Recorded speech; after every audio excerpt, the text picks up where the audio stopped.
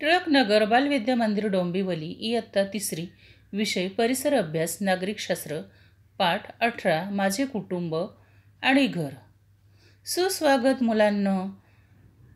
मागच्या पाठात आपण 2 चित्र पाहिलीत. एका चित्रात नीटनेटके घर आणि दुसऱ्या चित्रात पसारा असलेले घर. कोणते चित्र आवडले तुम्हाला? नीटनेटके घर.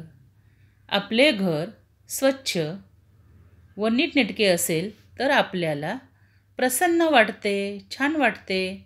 घरात सगळीकडे पसारा असला तर कोणालाच वस्तू वेळेवर सापडत नाहीत. घरात स्वच्छता राखणे ही कुटुंबातील सर्वांची जबाबदारी आहे.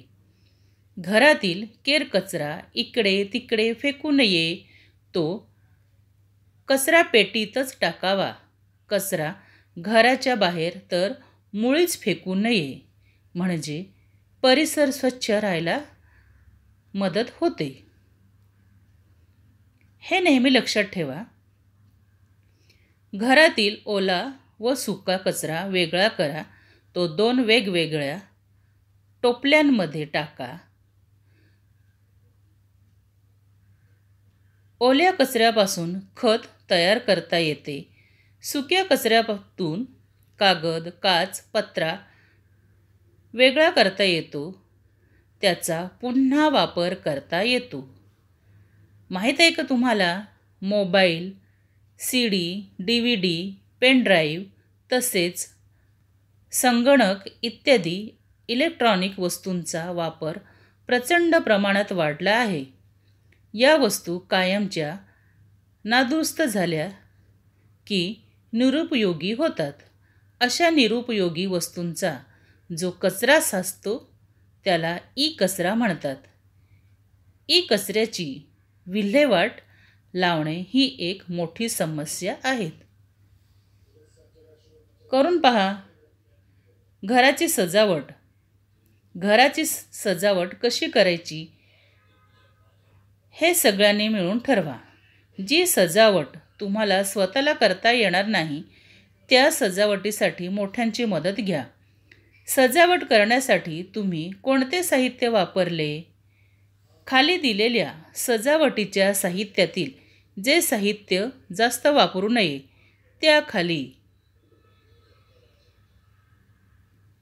क्रॉस अशी खूण करा. ते का वापरू नये ते सांगा. फुले वापरावे. थर्माकोल वापरू नये. प्लास्टिक वापरू नये. पताका वापरावे. रांगोळी वापरावी. रासायनिक रंग वापरू नये. याचे कारण थर्माकोल का वापरू नये? हे पर्यावरणासाठी धोकादायक आहे. प्लास्टिक आणि रासायनिक रंग हे पर्यावरणासाठी हानिकारक आहेत. सांगा पाहू. सण आणि उत्सव. आपण सण उत्सव का साजरे करतो? आपले सण उत्सव कोणत्या बाबींशी संबंधित आहे?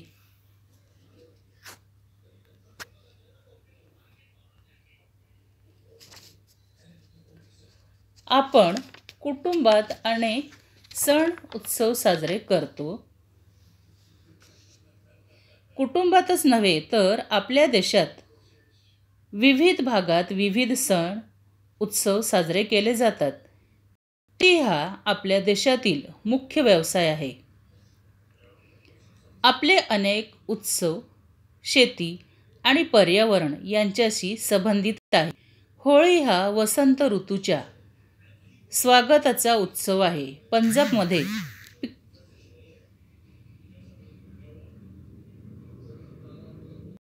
कापणीच्या सुमारास वैशाखी हा उत्सव साजरा केला जातो.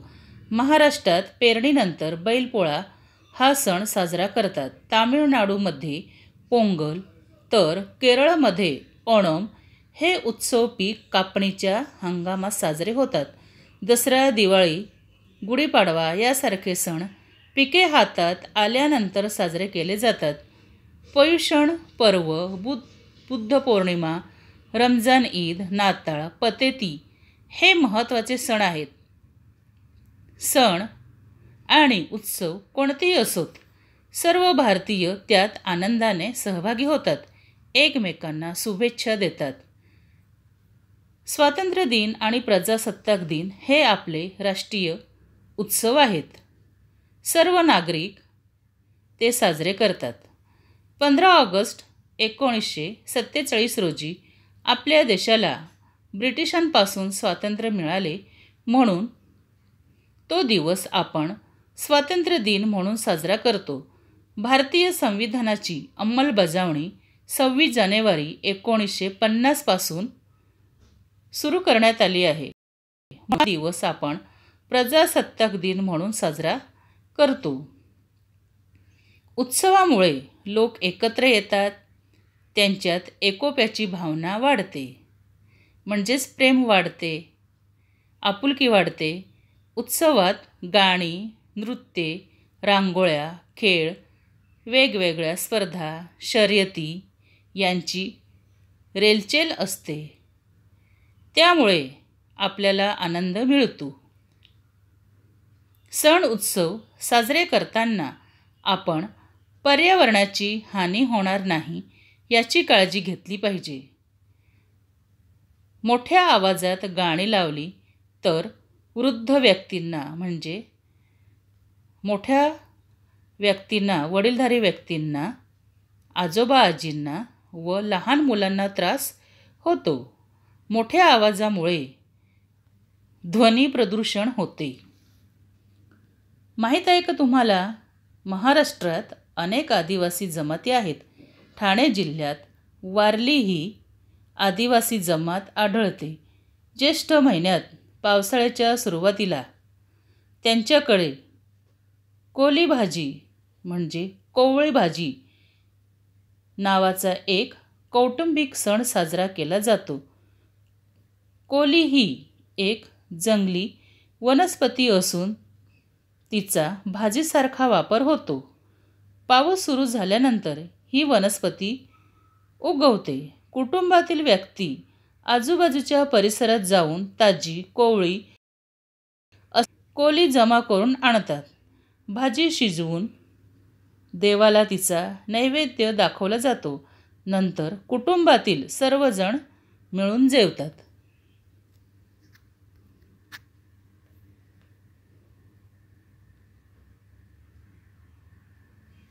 माहीत आहे का तुम्हाला, मकर संक्रांती हा सण हिवाळ्यात साजरा केला जातो. या दिवशी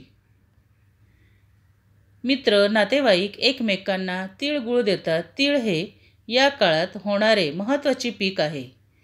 थंडीच्या काळात शरीरातील उष्णता टिकवून ठेवण्यासाठी तीळ खाणे चांगले असते. आपण काय शिकलो? कुटुंबात आपल्याला सर्व प्रकारची सुरक्षितता मिळते. कुटुंबाचे छोटे कुटुंब, मोठे कुटुंब, विस्तारित कुटुंब असे प्रकार असतात. अनेक पिढ्यांची वंशावळ तयार होते. घरातील प्रत्येक छोटे मोठे काम महत्त्वाचे असते. आपले घर, परिसर स्वच्छ ठेवा. आपले अनेक उत्सव शेती आणि पर्यावरण यांच्याशी निगडीत आहेत. स्वातंत्र्य दिन आणि प्रजासत्ताक दिन हे आपले राष्ट्रीय उत्सव आहेत. सण उत्सवांमुळे लोकात एकोप्याची भावना वाढते. सण उत्सवात आपण एकमेकांना भेटतो, एकमेकांशी बोलतो, आपल्याला एकमेकांचा आधार वाटतो.